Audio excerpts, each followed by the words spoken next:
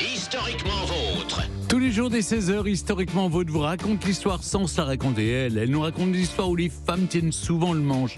C'est Clémentine Portier-Kaltenbach. Aujourd'hui, Clémentine, elle tenait le manche de son avion, n'est-ce pas? C'est Bessie Coleman, la première femme pilote noire de l'histoire. Oui, tout à fait, mais ça s'appelle quand même un manche à balai, quoi qu'il en soit. Alors, elle avait vraiment peu d'atouts pour réussir à devenir pilote, Bessie Coleman, parce que d'abord, elle était métisse dans une époque où c'est difficile. Elle était la fille d'un Afro-Américain Cherokee et d'une mère noire, les deux ouvriers agricoles. Elle a commencé comme ça elle-même. Et c'est une famille de 13 enfants. Elle est la 10e sur 13, donc elle naît vraiment dans une relative misère. Et elle devient manucure dans un barbershop à Chicago. On est en 1915 et donc chaque mois, elle met 3 sous de côté parce que son rêve, c'est de piloter. Elle a lu les exploits des frères Wright et l'histoire de la traversée de la Manche par Harriet Quimby. Et elle aussi aimerait jouer les filles de l'air. Mais aux États-Unis, c'est évidemment un rêve tout à fait hors de portée, oui. Et surtout à cette époque, parce qu'on est au lendemain de la guerre. Or, au lendemain de la guerre de 14, tous les soldats qui avaient été envoyés sur le front se rapatrient, et tous ces vétérans, il faut leur trouver du boulot. Or, dans le même temps, il y a eu tout un phénomène d'immigration des communes rurales, des villes rurales des États-Unis, jusque dans les grandes villes. Et donc à Chicago notamment, où vit Bessie, c'est une des villes les plus racistes des États-Unis. Il y a eu en 19 ce qu'on a appelé cela l'été rouge, une quinzaine d'émeutes raciales qui ont fait 37 morts. Le Ku Klux Klan n'a jamais été aussi en forme. Donc si vous voulez, pour Bessie Coleman, elle met ses 3 sous de côté, mais inutile de vous dire qu'il n'est pas question qu'elle puisse rentrer dans une école de pilotage à cette époque-là. Or, son frère John a combattu en Europe, il a combattu en France, et lui raconte les exploits des pilotes français. Il lui dit, mais enfin écoute, en France, Eugène Bullard a été pilote. C'est le premier pilote afro-américain de l'aviation française. Oui.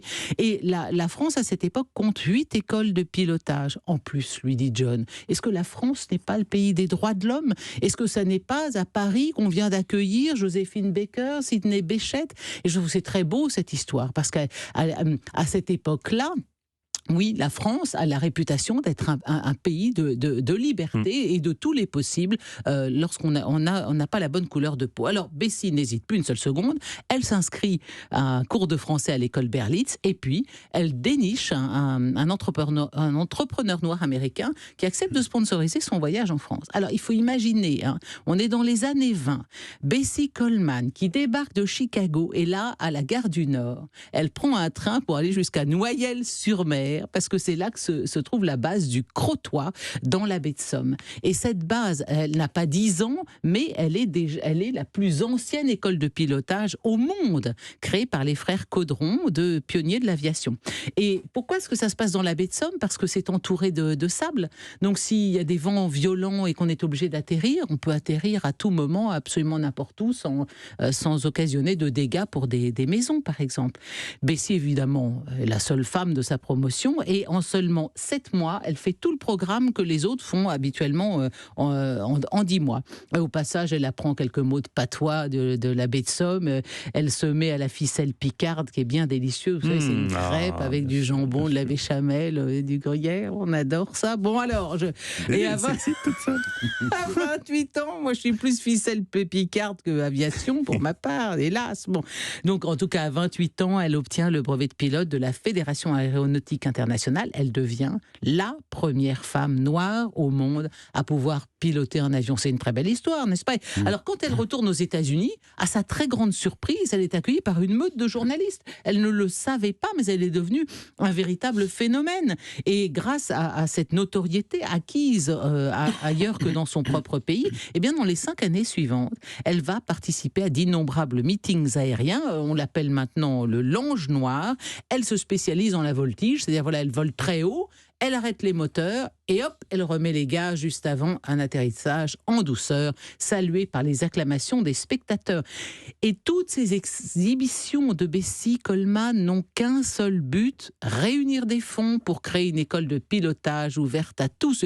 Dans un de ces meetings aériens, elle a refusé de participer parce qu'on entendait faire passer les spectateurs noirs par une autre entrée, un peu comme Hattie McDaniel dans Autant on emporte le vent, qui doit passer par les coulisses lors de la première. Vous voyez, donc la ségrégation, c'était une chose très quotidienne et vraiment très injuste. Et donc, elle voulait vraiment créer cette école de pilotage où quel que soit son sexe, sa couleur de peau, eh ben, chacun aurait pu voler comme elle l'a fait. Elle, hélas, le 30 avril 1926, lors d'un vol préparatoire pour un meeting aérien à Jacksonville. Eh ben, écoutez, si la thématique est là, c'est elle a cassé sa pipe, donc c'est bien ce qui va se passer. En fait, il y avait un outil à glisser dans les commandes et c'est son mécanicien qui pilotait.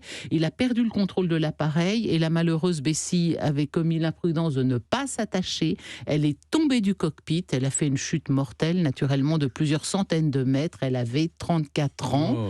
Et oui, son corps est rapatrié à Chicago, où 10 000 personnes de la communauté noire viennent saluer sa dépouille, mais elle a quand même gagné parce que 3 ans avant sa mort, est créée la première école d'aviation pour Afro-Américains.